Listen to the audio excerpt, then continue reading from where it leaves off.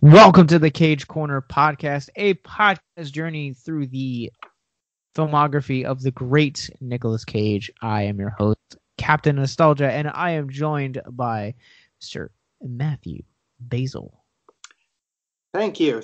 Glad to be here. Love talking to Cage films, so I'm excited, especially about these films we have to talk about tonight, because I think they're interesting and they actually kind of relate to each other in a weird way.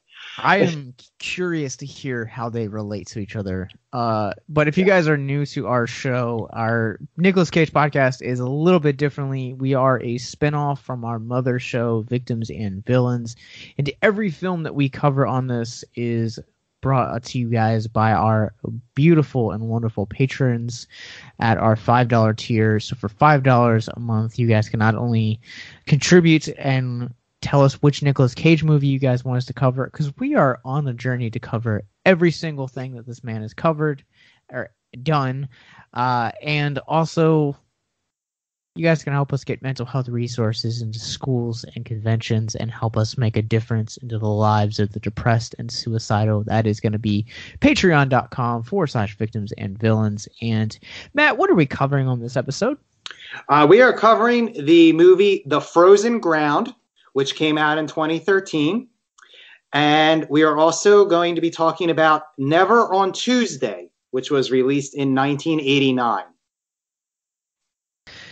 So we're gonna jump into the 80s first and talk about Never on Tuesday, which Nicolas Cage is literally only in this thing for about a minute and a half. And this just goes to show the dedication that we are bringing to this man's filmography. We're talking about the small bit roles as well as the large starring roles. And Matt, I know that we've talked about this over text, and I think we have conflicting end feelings about this. Yes, I do think we disagree on this film. Yes. But I think before we kind of get into talking about this movie, we have to kind of talk about. I came across and I did some research, because when you look at this movie, Nicolas Cage is in it for, like we said, probably a minute and a half, 2 minutes. It's not all that much. The story tells the tale of two guys on their way to Los Angeles, and they're goofing around while they're driving, and you have a photographer that's on her way to New York from Los Angeles, and they kind of crash and end up actually getting stranded in the desert, and that's basically the entire premise of the movie. And they kind of get to know each other throughout the course of the about 90-minute runtime. Yeah. And Nicolas Cage is among others that have cameos in this movie. We'll talk about some of them here in just a little bit, but I did some trivia, because when you look at this character, and if you guys don't know what we're talking about, I'll post this on the Victims and Villains Instagram page, but Nicolas Cage is almost unrecognizable. Mm-hmm. I don't know about you, but I actually had to go back and rewind to make sure I was seeing what I thought I was seeing. I actually, while I was trying to find the film, because I watched it on YouTube, so I had seen there's clips on YouTube. So if you want to just skip the movie and just see Nicolas Cage's part, you can just find his 2-minute scene on YouTube pretty easily. So that was the only reason that I kind of recognized it was Nick Cage, because I had kind of seen that clip on YouTube. But I still, even while I was watching the movie, I was like, wait, that's Nick Cage, right? I had to make sure that it wasn't because I didn't watch the clip. I just kind of saw the stills, on the images on the YouTube page. And I was like, wow, okay. I was like, because he has basically, not to completely ruin it, but he has hair in his face. He has a prosthetic nose. He's wearing, this big kind of red jacket, but it's made out of plastic. It looks like he looks absolutely not. It could have easily have not been Nick Cage. If you told me that it wasn't Nick Cage, I would have believed you. You have to hear it in his voice. His voice doesn't even sound like Nicolas Cage, but if you listen very closely, you can hear a lot of those impressions that he would kind of later be known for. Mm-hmm. And something else about this movie is that this movie was released in 1989. It was a straight-to-video movie. So there's not a whole lot of people that have heard of this movie. And in fact, the patron that actually picked it, this movie just kind of like went through his IMDb and just like picked a random movie. And we came across this movie, and this movie, it's interesting when you look at it in terms of Nicolas Cage's broader filmography around this time, because this is the time that his star was on the rise. Mm-hmm. This is a year after Moonlighting, which we covered just a couple months ago. Moonstruck, that's right. Sorry. Moonlighting is the Bruce Willis, Sybil Shepherd sitcom from the 80s. So I'm getting my moons mixed up. That's all right. You watch a lot of movies. I do. But it's funny. So the director, Adam Rifkin, actually made his debut with this movie. And one of the things that I came across was there's a lot of celebrity cameos. So pretty much everyone that they come in contact with was like a big name in the 80s. So like Charlie Sheen has a cameo in here. Emilio Estevez, riding high off the success of Breakfast Club, has a cameo in here. Gilbert Gottfried, best part of the whole movie.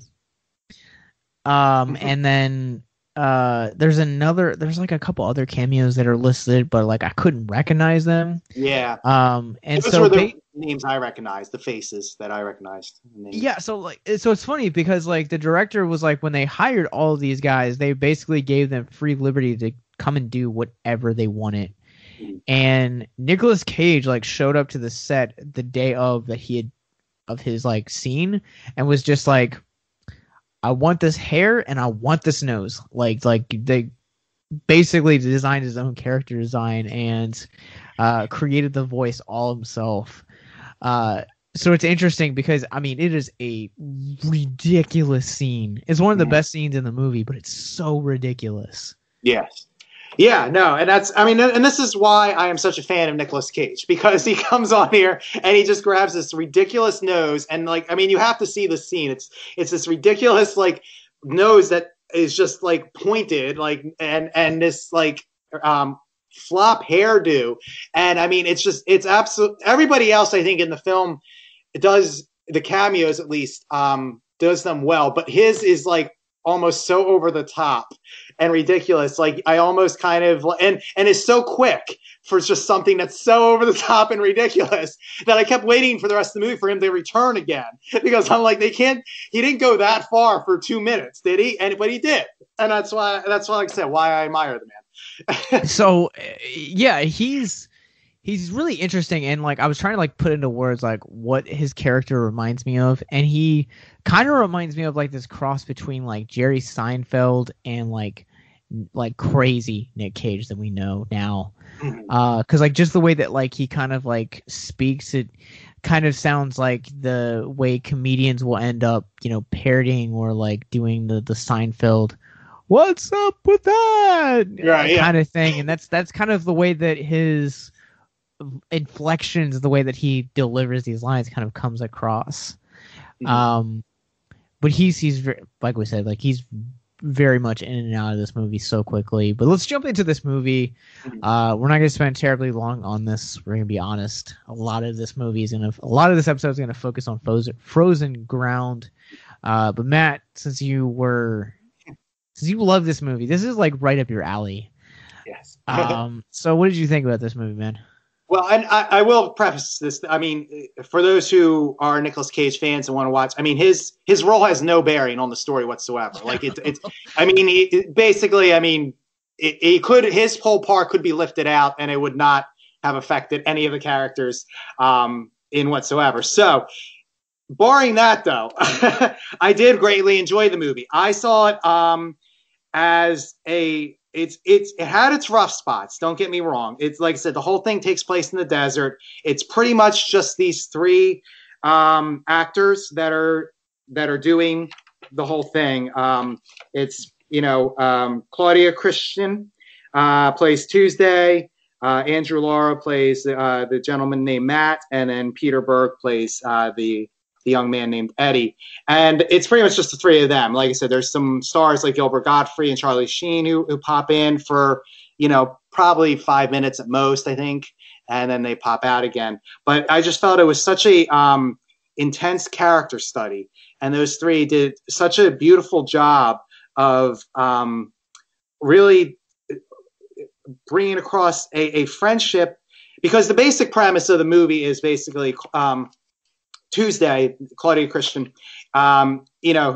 these two boys who are basically, they're horn dogs. They want women. They're going to California for women. They are very superficial. They are very almost misogynistic, because they just see women as objects and they just basically want to, get laid and rack up as much, what we want to call it, like time in bed as they can.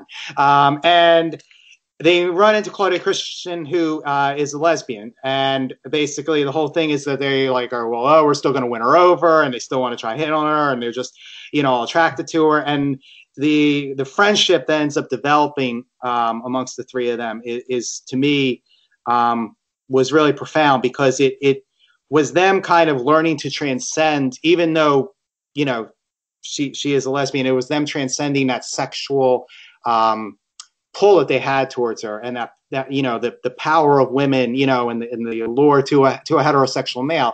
So as another heterosexual male watching that, I found that very powerful. That you can go beyond that, and what they form at the end is so much more powerful, and kind of teaches them how to better approach relationships, and everybody, I think, grows at the end of that. And I just love that character study and how that kind of slowly unfolded. There's actually a line, which is I laughed out loud when I heard this, where one of the characters says, "What is this, the goddamn Breakfast Club?"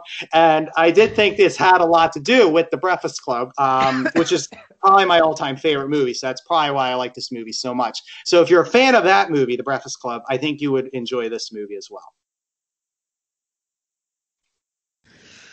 So like I said, Gilbert Gottfried,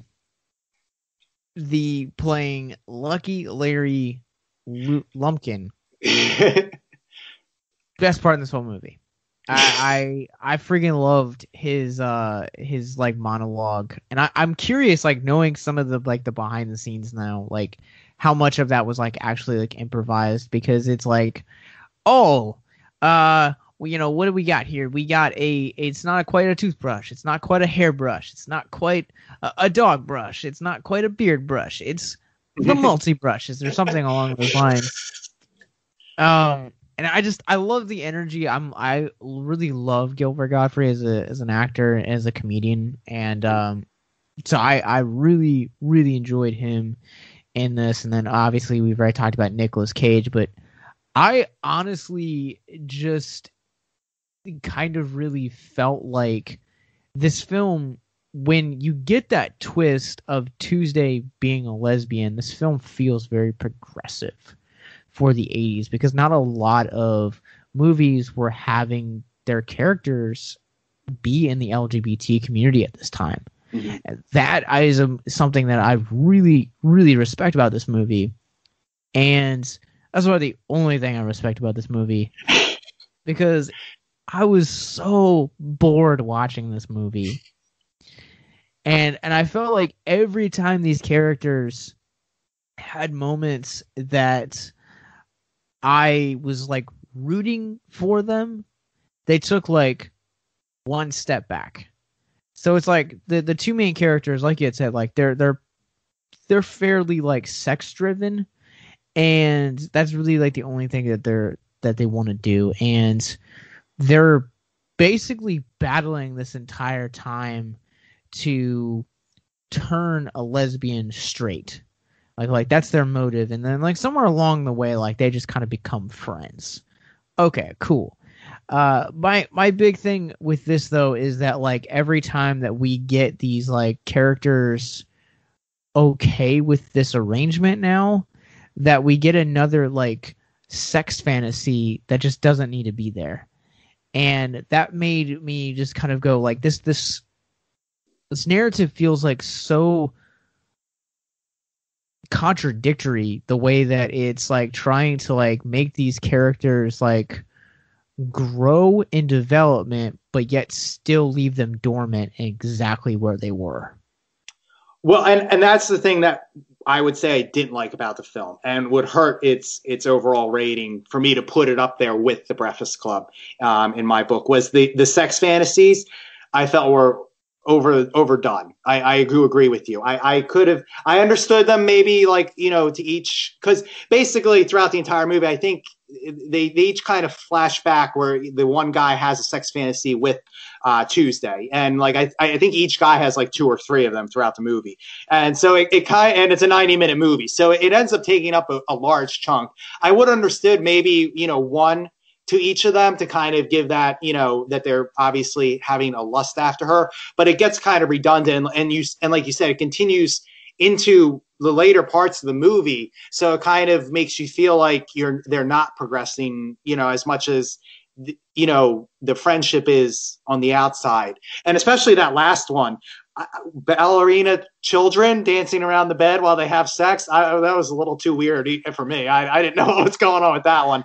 Yeah. So that one kind of really did it for me, where I really felt that one could have been dropped. So that's my complaint against it. I do agree. I think I would have liked to have seen more go on between them in the desert than these sex scenes, because I feel like 1 or 2 of them kind of drove the point home that they're obviously lusting, and they're still holding on to this idea that they can dominate her basically with their sexuality.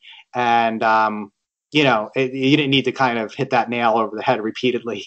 and another thing too that I really despised about this movie is, before we started recording, we were talking about Wonder Woman, and obviously we're recording this a couple of days after the release of Wonder Woman 84, and by the time you guys are actually hearing this, Wonder Woman's been out for about a week, and a lot of mixed things have come from it. But entering into this new year, I've really kind of reflected on my own journey as a cinephile and watching movies this past year in 2020, and I've noticed that a great deal of like my favorite movies from this year have been centric on like the female experience, or like strong female characters. And I applaud that this movie gives their lead character Tuesday a lesbian identity in an otherwise somewhat dismal time, especially with the AIDS crisis of the 80s. Like it's kind of like, it was kind of looked down upon to be in the LGBT community. Like it was still like an underground movement. It wasn't what it is today, and I applaud them for that. But this movie demeans women on just about every facet. I mean, this movie as a 2020 viewing is extraordinarily problematic. And that's another thing that I had about this, like had issues with these movies, is that like these guys and like none of these characters really, like, I feel like I could connect to or were likable in any way. Well, and I will say this. I mean, it again, like you said, it was 1989. So for 1989, I mean, I guess it was good. But I don't think this movie accurately gives any kind of true portrayal to the LGBTQ plus community. I don't think Tuesday really probably represents that experience very well. So, I mean, if you're going in to look for, a movie that will represent that community, this probably isn't it. The movie, to me, was very much actually geared towards, heterosexual, males. Because, like I said, I think I took the drive and the message really to try to look past that kind of sexual lust and look for something deeper. But yeah, it's kind of done in a way where you could take it either way. I mean, I honestly, for the first like third of the movie, I was kind of a little uncomfortable myself. I didn't think I was going to like this movie because I was going to be like, oh, well, I mean, it starts off with basically camera shots of women's bodies, close-ups on that. And, they even later on in the movie, they take photos with together and because Tuesday's a photographer and the guys are kind of taking photos of her private, her buttocks or, her breast and everything like that. And so those kind of things did always make me feel uncomfortable because they never clearly transcend that. It's done, I think, subtly. I mean, again, I don't want to spoil it for those who want to see it, but I mean, the whole kind of, to me, crux of their change, of the main character's change was done through silence. It was done at that last scene when they're saying goodbye, basically. And so I took that, as that they had changed and they had, seen that, women are more than just the physical, the sexual, and, learn to respect women as individuals, as people, as persons, and saw the value in relationships outside the physical. So they grew in that aspect. But you could easily make a case as well that they didn't. And, that's me kind of reading into something that I wanted to see. So it is problematic in that way, but like I said, I chose to see it as a kind of a meditation on the fact that, the sexual allure of women, has to be kind of, transcended, so to speak, to see, the value of a relationship as a, like she said, like Tuesday said at one point, that you don't have to dominate a woman. You don't have to impress her. You don't have to, conquer her. I think she said, you build trust, you build friendship, you build, I think she used another word too. And that to me was the point of the movie that I took away from it and the message, which I thought was good. But yeah, I did think that, again, maybe because it was 1989, they still drove a lot of that sexual stuff into it a little bit too much, like with the sex scenes and everything. Some of the sex scenes get pretty gratuitous, at the end, which I thought was kind of contrary to the message that they seem to be trying to make. So yeah, agree. I think the contradictions that this movie has is why I didn't like it nearly at all. And also, like, this movie's boring. It's so boring. And I honestly, I knew that when we made this venture to cover all Nicolas Cage movies, that we were going to come across some stinkers. we thought, Running with the Devil had set the bar pretty low. Nope, never on Tuesday. So let's get into our bars for this movie and see where on our Cage scale where this one is going to land for each of us. The scale is going to be so unbalanced. What do you got, man? 0 to 5, half points being allowed.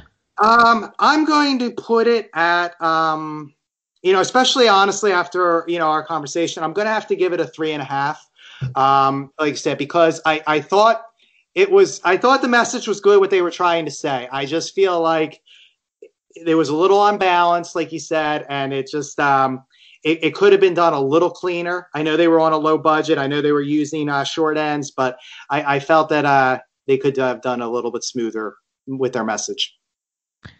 Matt is so generous. so generous. I am. This one's gonna get a 0.5 from me. I could not find myself entertained. I couldn't connect to these guys. I felt like every time we stepped forward, we took one step back. The characters constantly contradict each other. Their motives just seem like unclean. So Never on Tuesday, if you guys have seen it, what do you guys think? Let us know. Thank you to our Patreon that chose this month. We're going to take a quick commercial break. We'll be back on the other side talking about The Frozen Ground. But before we go, you guys can check out Never on Tuesday.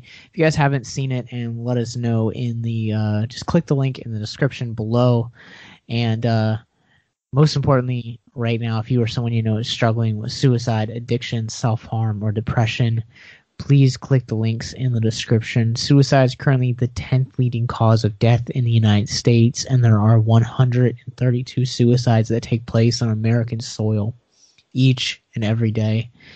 And that's the reason we make this content. We make it so that you, yes, you listening right now, can know that you have value and worth, and that there is hope. And hope is in the descriptions below. We'll be right back.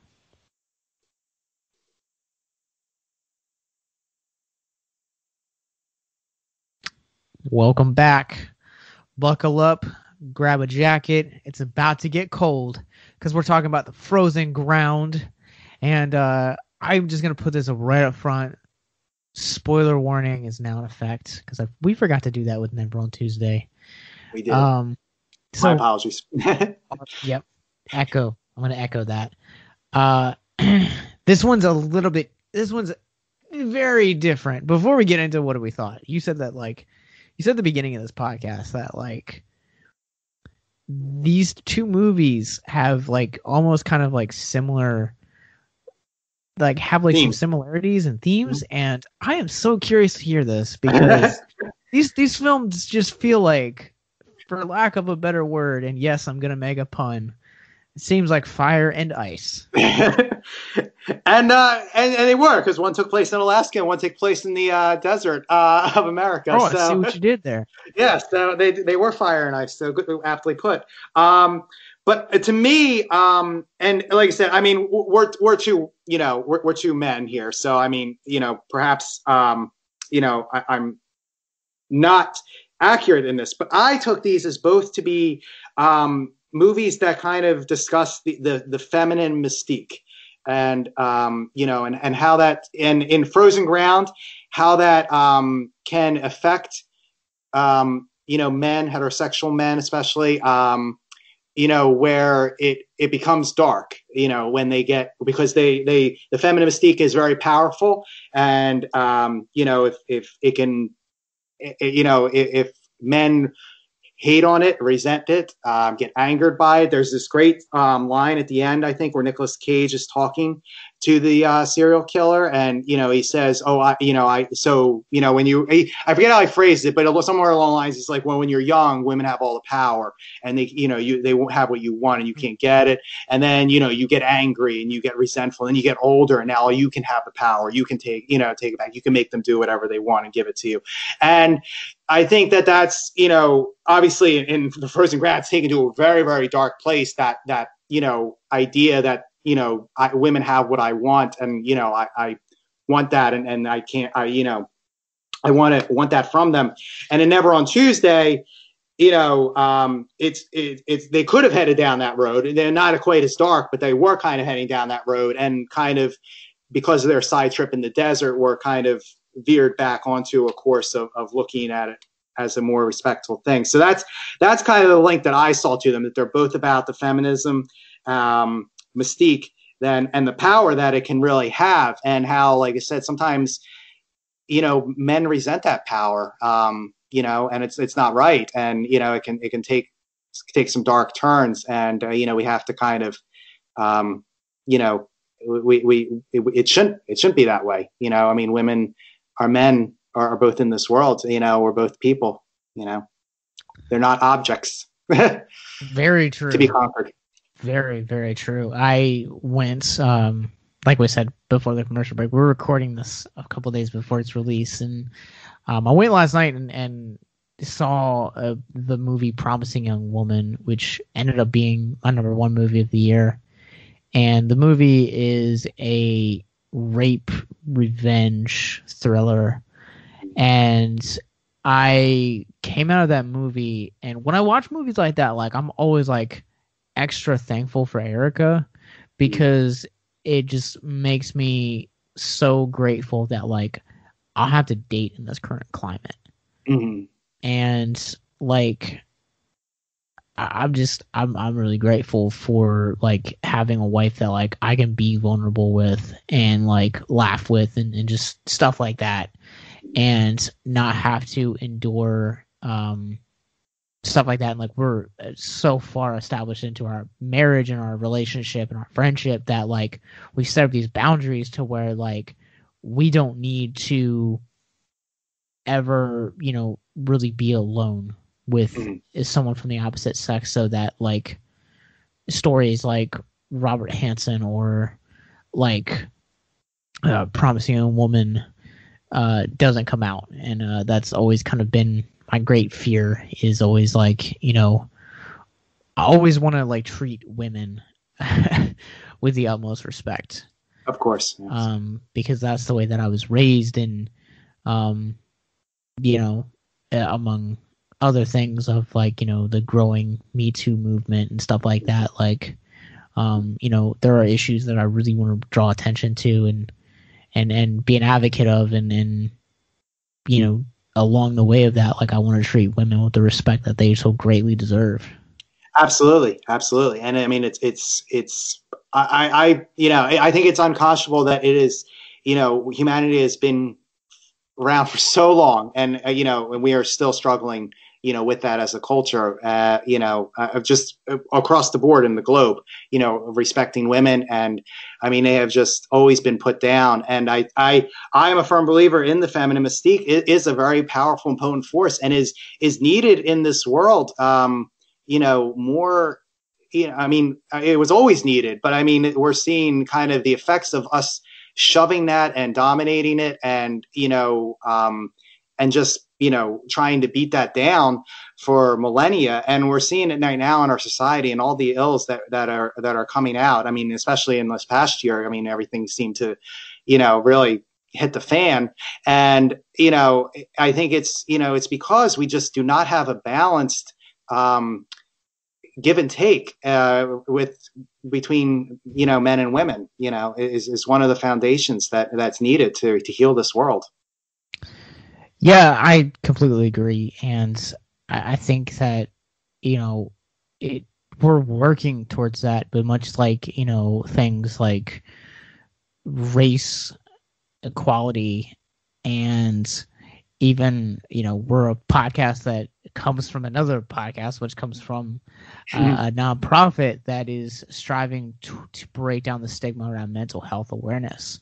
Is like there's so much of our forefathers and the cultures that have come before us that are still ingrained into the way that we think and interact and operate in day to day, that we're slowly kind of starting to realize. It's almost kind of like that scene from Black Panther where it's like, no, the way that we've been doing it is actually wrong. Like, you're fools and you're cowards. Like, we need to actually stand up and start to establish change. And I think that we're getting there, but it's like tiny steps, and one foot in front of the other. That's how change comes. Yes. Yeah, absolutely. And we just got to keep moving, forward. And, so we get away from, what those two gentlemen at least started out as, arguably how they ended as well, as we discussed earlier. But we get away from that kind of mentality, certainly move away from the mentality of Robert Hanson in The Frozen Ground, and that kind of, dark place that he came from as well. Well, let's talk about The Frozen Ground. And just kind of some general thoughts, just to kind of understand where each of us are coming from moving into this conversation. What did you think of this movie? I thought it was visceral. It was an emotional powerhouse. This is another thing that actually it has in common with the with Never on Tuesdays. I think it never got a theatrical release. I think it was just direct to DVD, if I remember correctly from my research. But it should have got a larger release, because it's based on a true story, and it tries to honor a lot of women who were killed, were tortured and killed by this raped and tortured and killed by this man in Alaska for years. And the main character, who is Cindy Paulson, played phenomenally by Vanessa Hudgens, I felt, was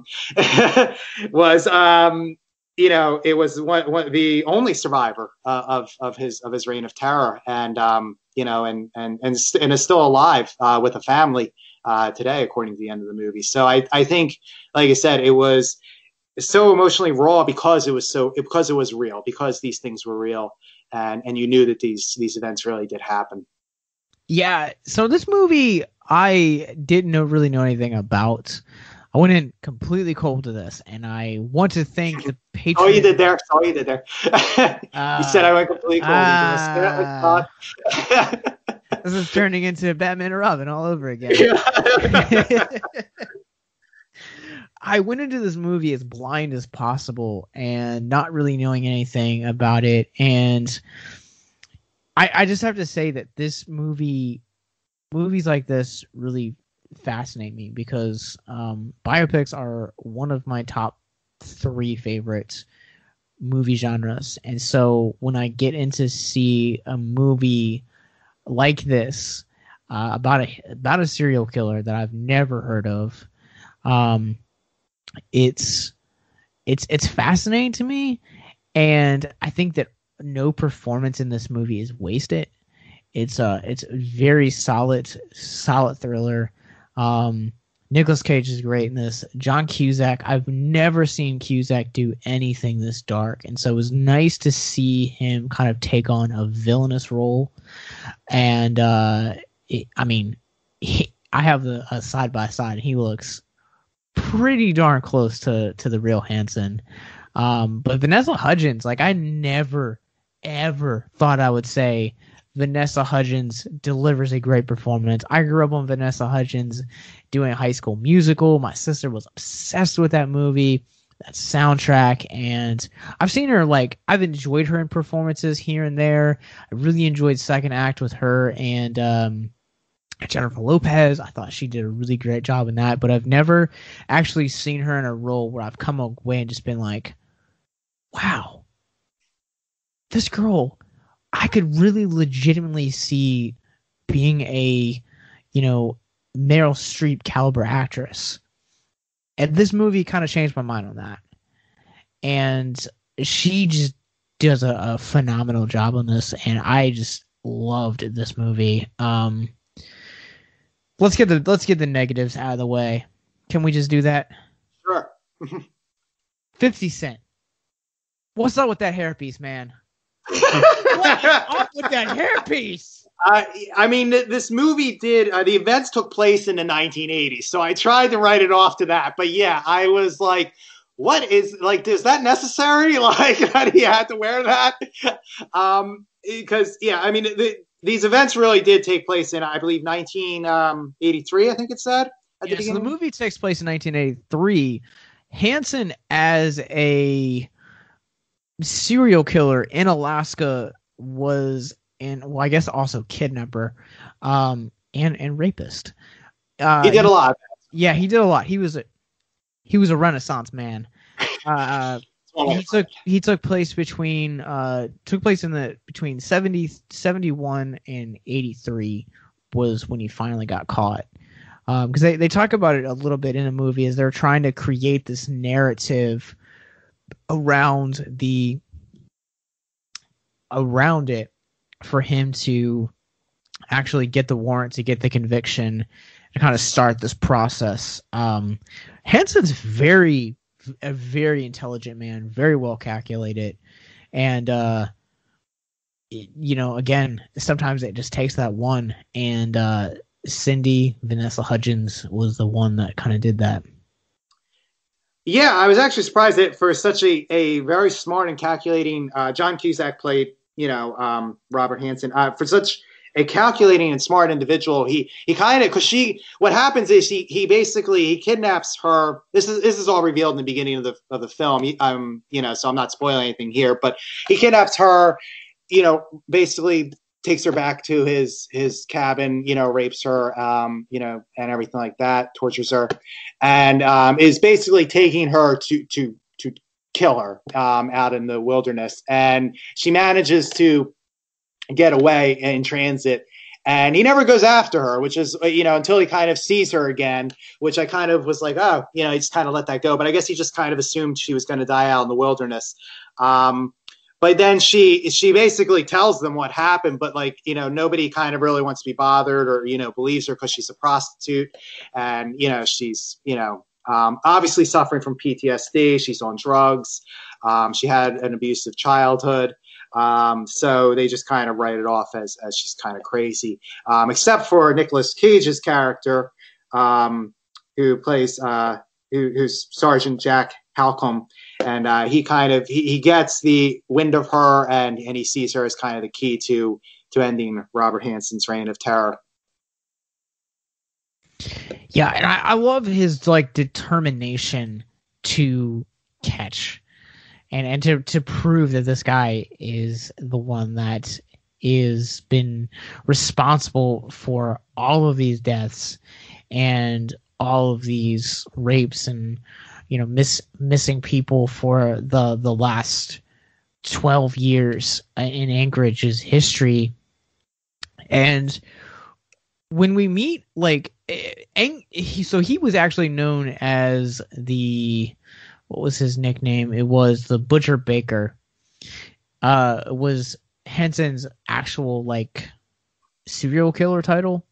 And I thought it was interesting that they kind of portrayed him almost in the way of, like, John Wayne Gacy, which I don't know if you or the listeners know John Wayne Gacy. Basically, he was a very respected man in his community. I mean, he was just kind of like the ideal citizen, basically. Like, he served in political office for his small town. He was a very respected member of his community. On weekends, like, he would dress up as Pogo the Clown and would do children's birthdays, and then he ended up like revealing to like steal or kidnap, like over 36 young boys and rape them and then kill them. And that's the way that they kind of almost portray Hanson in this film, and it makes Cusack look almost that much more impressive, the way that they kind of like introduce him and then shape him.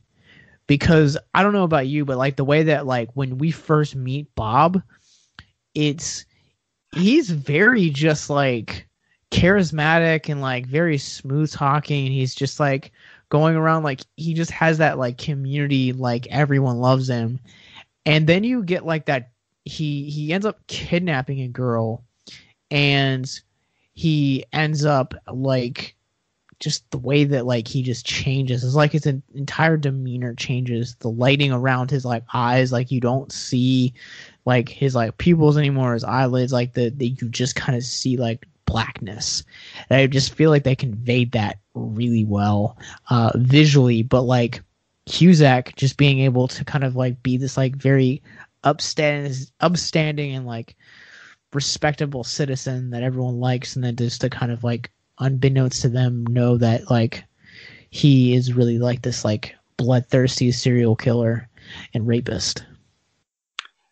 Yeah, I mean, I think they did a great job with that. He had a menacing presence about him throughout the whole movie, and it's not a secret that he's the serial killer, in the movie. It's not like a whodunit, or you're trying to figure out, if it's him. So it's not spoiling anything that he's the killer. I would disagree, because the way that they like frame certain shots, you don't actually ever see him with the girl until you get down into the den for the first time. Right, but that's about midway through the movie. Yeah. So we've met him at this time, but like all the girls that like he's interacted with have either been from like a behind the scenes like shot, or like they framed it to where like the kidnapped victim is like talking to someone, but you never hear them or see them. That's true. I guess I don't see it as a whodunit, just because they never really brought forth any other possibilities. It's just they focus on Cusack, they focus on Cage, and they focus on Vanessa Hudgens. That's, I guess, why I saw it that way. But yeah, I mean, I guess you're right. I mean, they have kind of the one. There's this one victim throughout the movie who actually does not survive, which I was surprised at. I expected her to survive, because a lot of these serial killer movies, they hinge on, okay, well, we got to save the latest victim, and so they get him in time, to save, but she actually dies, which actually I thought added to just the emotional weight of the movie, to just watch, a victim, him actually kill and torture a victim, without any kind of saving, just made Nicolas Cage's character, his crusade, all the more kind of weighty and real for me. But so I guess you're right. I guess, like I said, Robert Hanson's identity is a little bit obscured as a serial killer for the first half. But then, like I said, they do reveal it, and it's really just kind of it shifts to, I think, more Vanessa Hudgens and Nicolas Cage's relationship, and how that relationship, is trying to heal both of them, which I think was really smart for them to do in this movie. That was an interesting angle that I appreciate them adding, because it a lot of the times the Rotten Tomatoes for this sits at 61%, which is slightly below the certified fresh line, and a lot of critics were like really mixed on this, and the general consensus says something along the lines of, like, this is a Nicolas Cage standout performance, but this is also a paint by numbers procedural.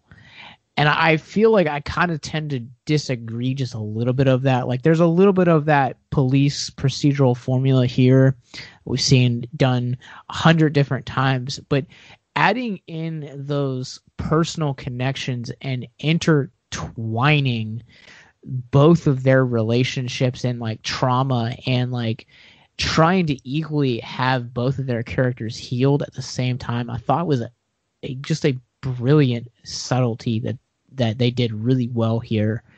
The fact that Cage doesn't really want to talk about it, and he's just kind of like lived with this weight for so long, and this survivor's guilt, and then at the same time, like, you have Vanessa Hudgens that's trying to hide from a guy that beat her, raped her, kidnapped her on one hand, and then on the other hand, she's also trying to hide from her pimp in a weirdly haired style 50 Cent.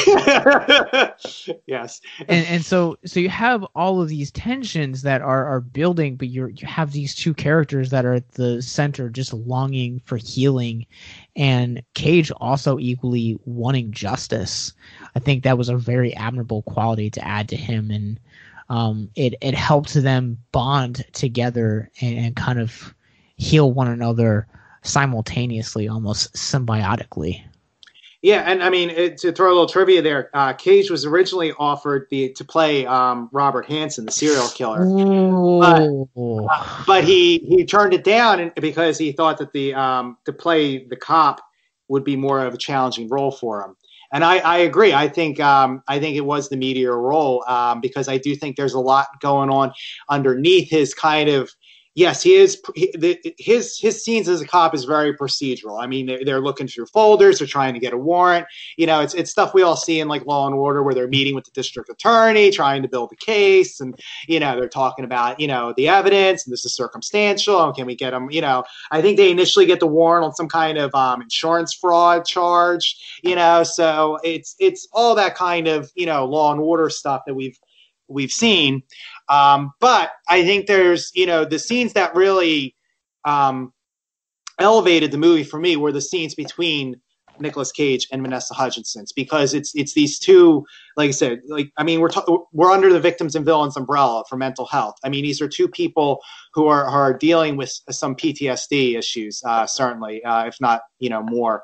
And I think they are both kind of grappling with those demons, and they kind of end up bumping into each other, and kind of neither one wants to really, make a connection with the other, but, they end up kind of forming it just because they, I think they're looking for healing, and they see opportunity in the other for that. It almost feels circumstantial in some ways, the way that there's a diner scene let me back up. There's a scene where they are at Cage's office and she sees a picture of his sister. She starts asking, and then like he won't tell anything, so she leaves. And then a couple scenes later, they're sitting at a roller rink having fries, and he's trying to ask her questions about Bob, and then she's like trying to like equally kind of like get to know him better, and really kind of, you know, build up that trust. And that trust is something that, you know, we talked to go back to what you were saying about Never on Tuesday.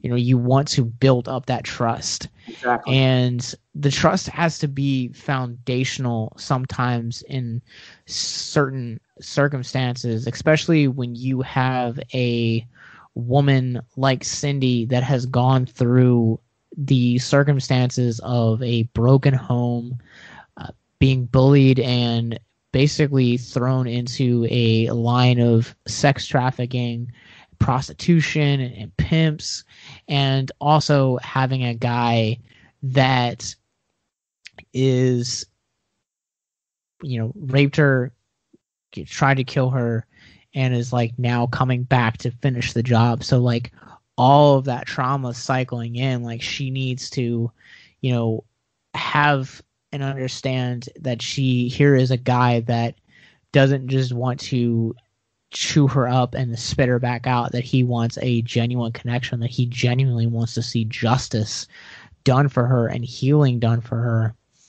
And equally as well, I think that he kind of gets that healing for himself, but he's got to kind of put himself out there and create that trust factor before he can really be effective in bringing the justice to her. Yeah, I agree that's, you know, that's what we see. And it's done a little bit too, I mean, sometimes it felt at the end of like it was a little bit too quick. I mean, like the wife kind of switches and does like a 180, like from one scene to the other. Yeah, that was weird. So I almost would have liked to have seen this movie go on for like a little bit longer, just to kind of maybe slow it down, because it seems like it moves nicely. Like that roller rink scene that you were talking about. I mean, one of my favorite scenes in the movie.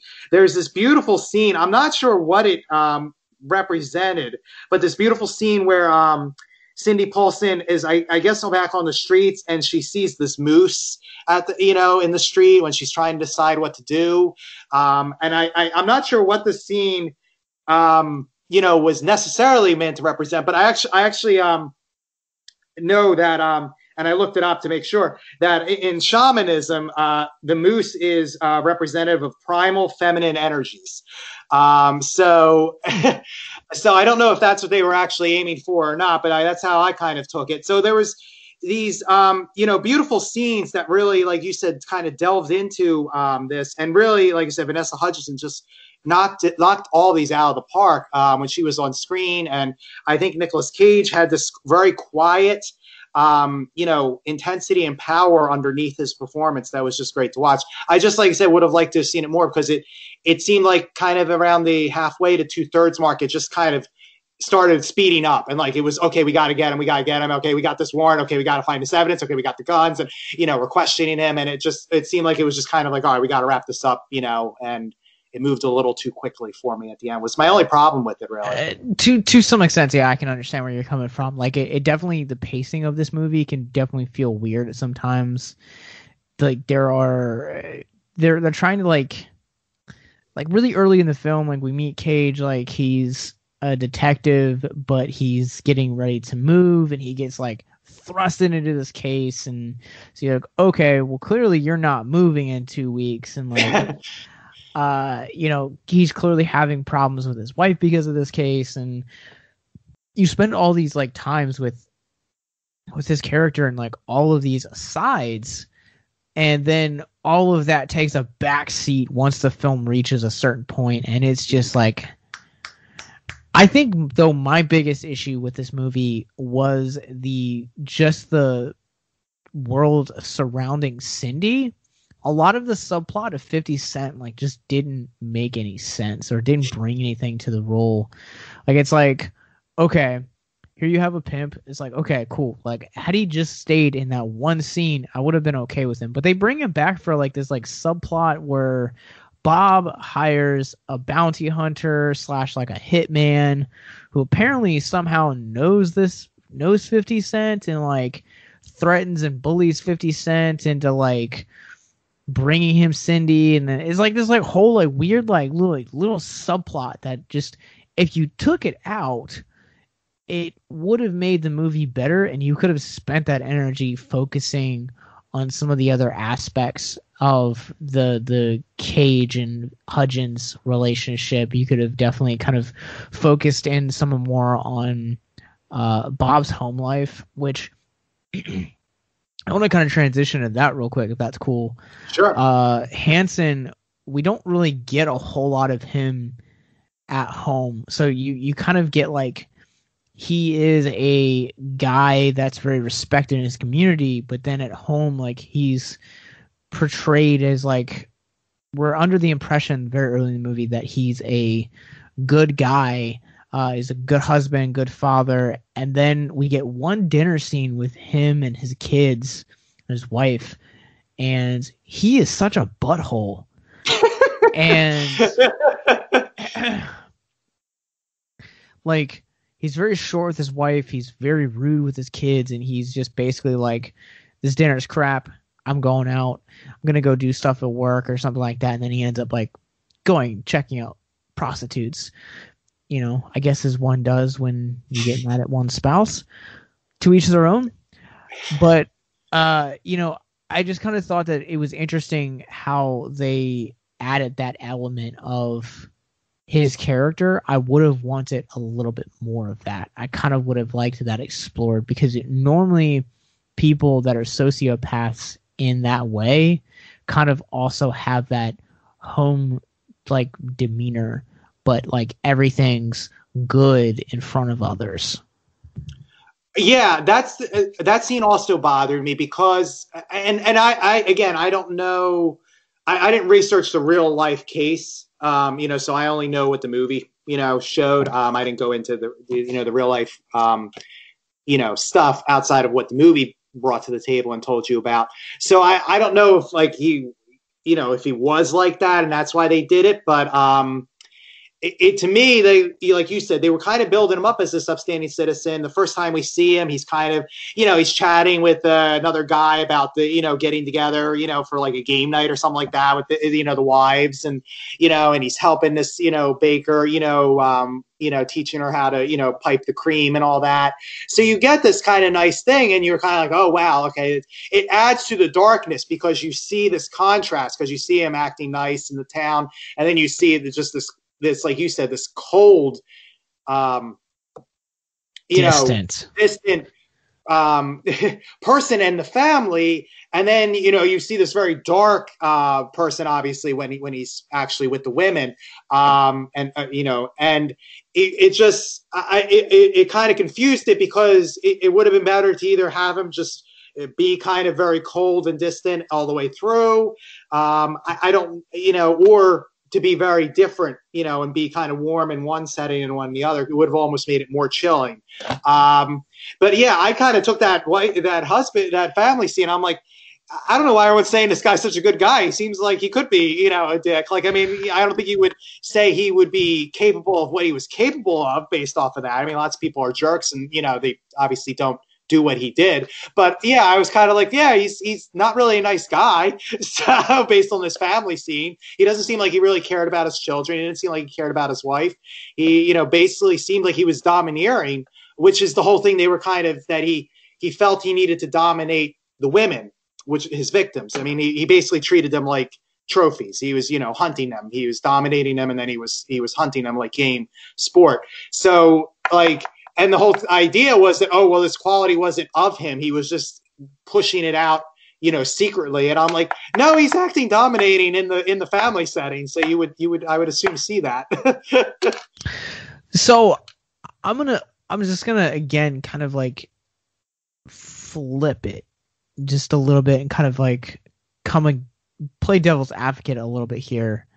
I would even say that scene in particular that we're talking about, the family scene, is very much based in realism. I have individuals in my family that had some, situations very similar to Hanson, where like their father was a very upstanding citizen in the community, very respected, and behind closed doors, I mean, he was a abusive husband. He was a abusive father, both physically, mentally, and sexually, and basically kind of like threatened that that portion of my family, and saying like, if you ever tell anyone, like, I will hurt you. I will basically beat you to an inch of death. Mm. And that's kind of like the home life that they grew up in. And so, because of that, like you were saying, like that domineering personality, like, and the subordinates underneath of that personality, in this case, a wife and children, they are going to obey out of fear. Because, what happens if I step out of line? Like, what happens if I don't do this, X, Y, or Z? And honestly, like, that's kind of why I think that I would have wanted that home life fleshed out just a little bit more, because it's a very kind of jarring scene just to kind of like toss in there. Mm-hmm. It just kind of seems like they needed it just kind of almost seems like they needed another scene just to kind of like throw out there. So they're like, what about a dinner scene? It just doesn't, it feels very much out of place from a lot of the other things, but it does bring a little bit more depth to Hanson's character. I just wish we would have gotten a little bit more of it. Well, yeah, I think the problem is because it's really, and correct me if I'm remembering wrong, but there's really, outside of Hanson being in the serial killer mode, for lack of a better term, I think there's only two scenes, besides when he's being questioned by the cops, which I would also throw in as his serial killer mode. But it's just that scene where we first meet him, and he's at the bakery and everything like that, and he's talking to the people in the town, and then there's that dinner scene. I think all the other scenes are pretty much with him with the women. So there's one other scene where he gets a knock on his door and he gets invited to have dinner with one of his employees and her husband, and he turns it down because he has a girl downstairs.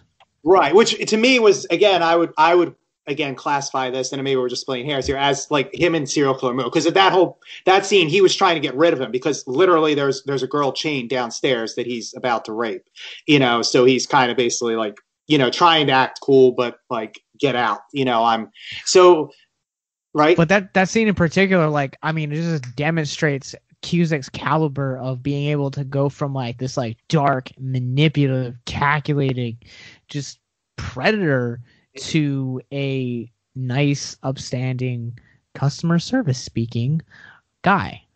Well, so maybe that is a third one. But I guess I think what we're both saying is, I think we wish there would have been some more scenes with him just to flesh out where his kind of split was, because it seemed to be that out in public, which happens all the time, like you said. I mean, it's sad that your family had to go through, but it's very, very common, and to varying degrees, that there's behind closed doors, something different than what is presented to the public. I have a situation similar in the family where, I mean, you talk to certain people. I mean, this person is a saint, and then you talk to other people, and they were very, very scary, and and it's because it was built up as a secret. You had to, you did not talk about it because of the stigma with mental health and stuff, and you kept it indoors. It was a secret amongst the people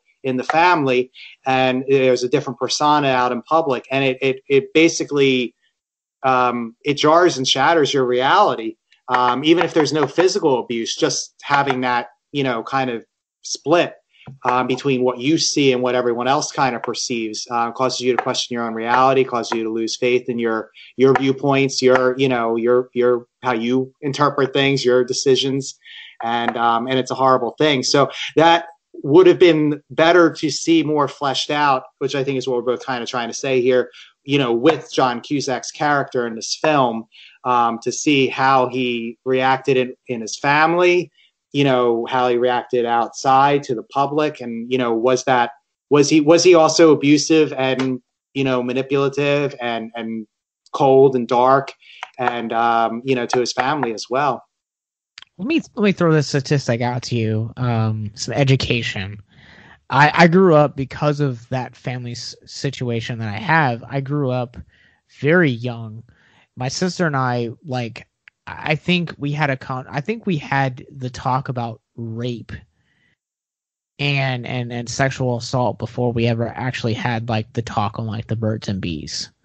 So my sister and I we knew very, very young about stuff like that, and there's still a lot of stigmas around it, but it's the statistics go that it's every 73 seconds someone is raped in the United States, and then every 9 minutes that victim is a child.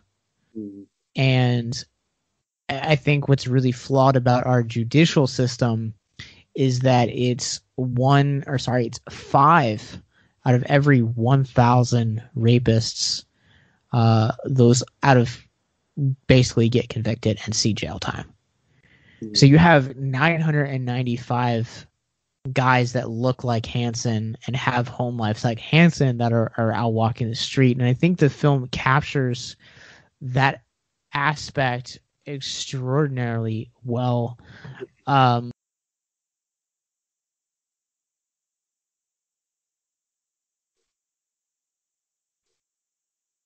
To say that, you could pass a serial killer or you could pass a rapist on the street and never know it was them.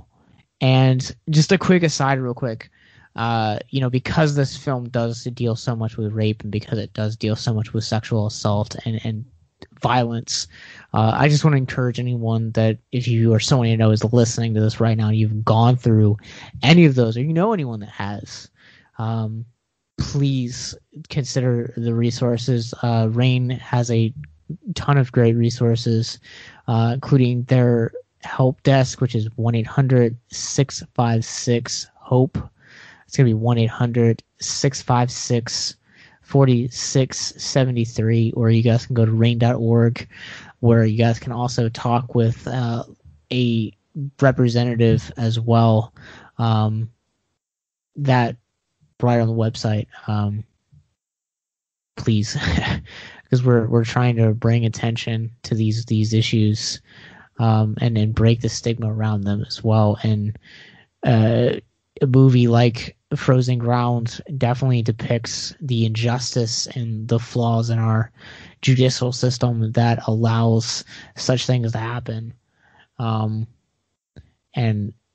I don't know, it breaks my heart that so many families had to endure Cindy's trauma without that hope of returning. And this movie was really the first time that she ever actually spoken up, or it actually kind of told her story in its entirety. And I think that I just want to commend the real life Cindy on bringing this piece of cinema to the screen. Yeah, no, I think I like I said, that's why it was so powerful for me. And I think, like I said, this movie should have gotten a theatrical release to honor her bravery to bring the story out.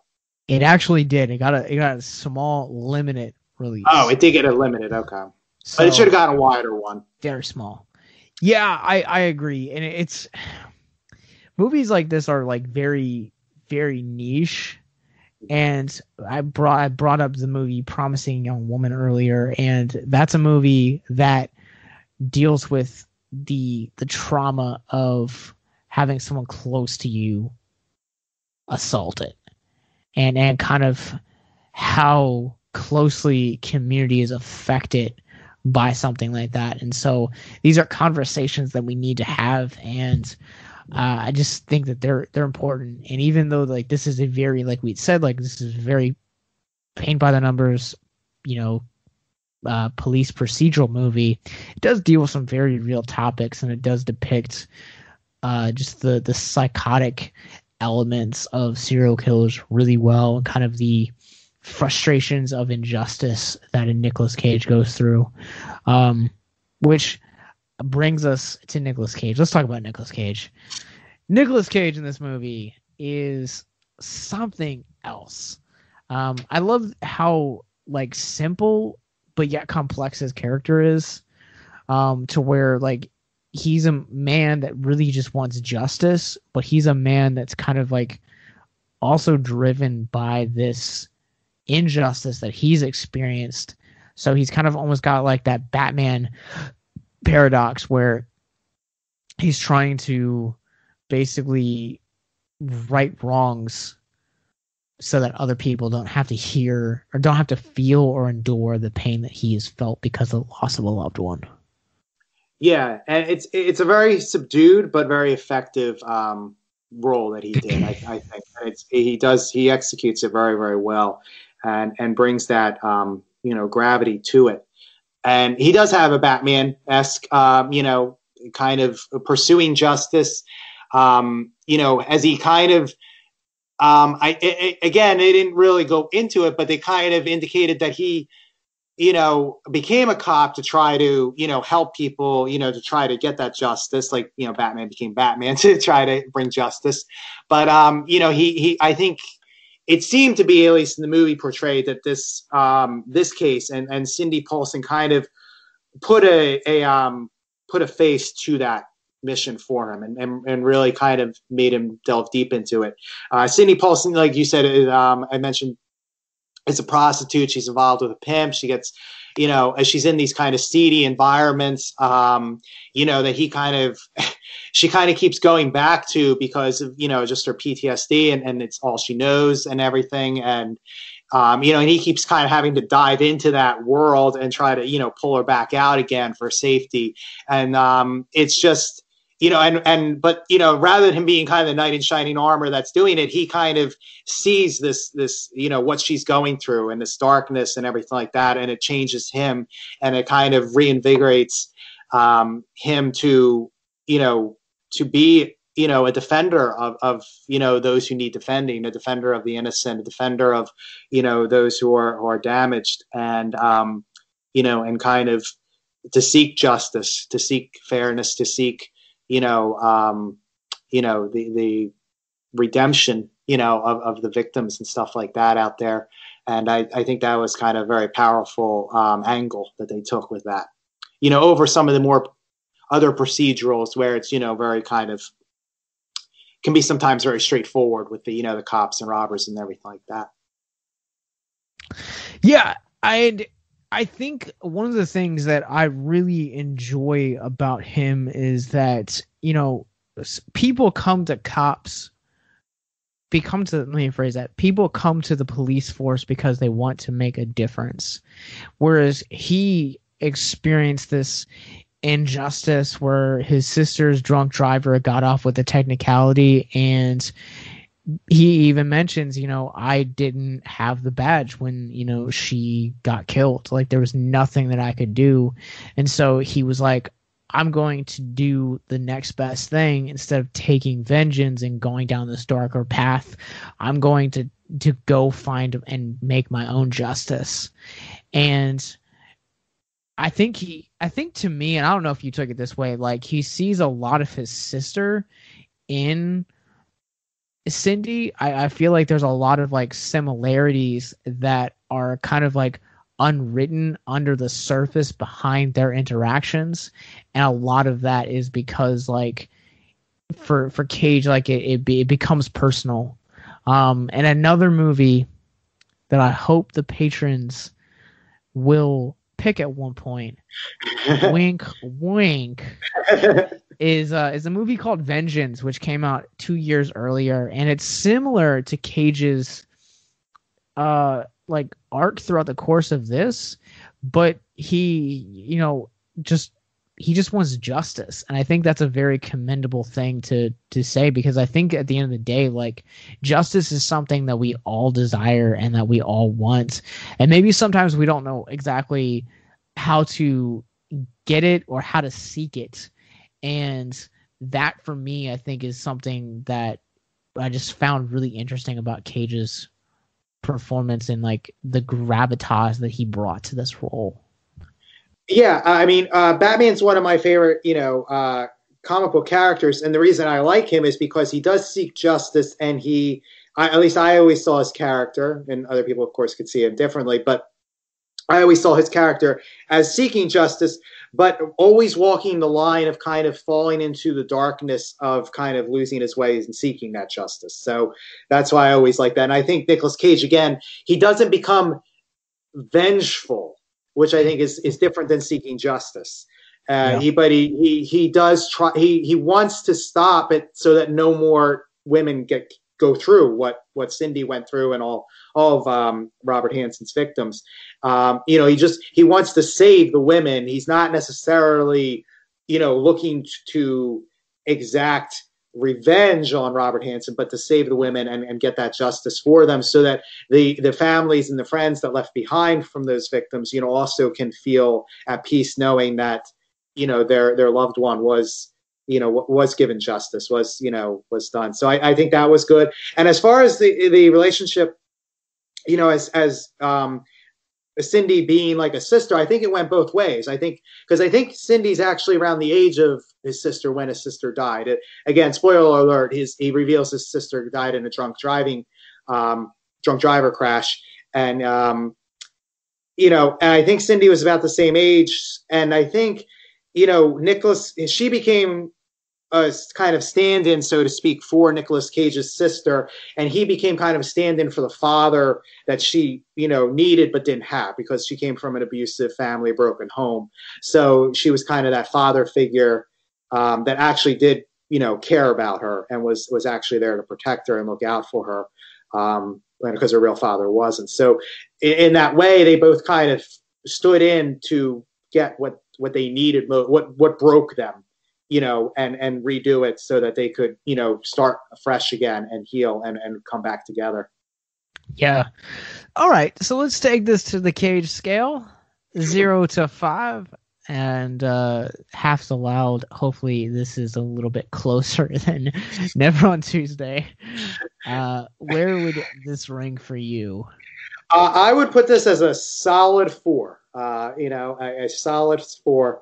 For me, like I said, the pacing, was a little too quick at the end, but I felt that there was a lot of weight to it, and I felt the performances were really, really good, especially the three, Vanessa Hudgens, John Cusack, and Nicolas Cage, and because of those three, they really had a lot of impact. And the scales will remain balanced, because I'm also giving this a 4. Yeah, I think this is the first time we've ever agreed on a movie. I'm pretty sure it is. Yes, but I agree with you. I think that this movie just balances its character development really well. It brings some really interesting aspects to, like you were talking about, like PTSD, trauma to these characters, and learning really how to cope and how to deal with them, and how to do that in a healthy manner. And I think that you have these, and we didn't even really talk about this, so I guess I want to talk about this really fast.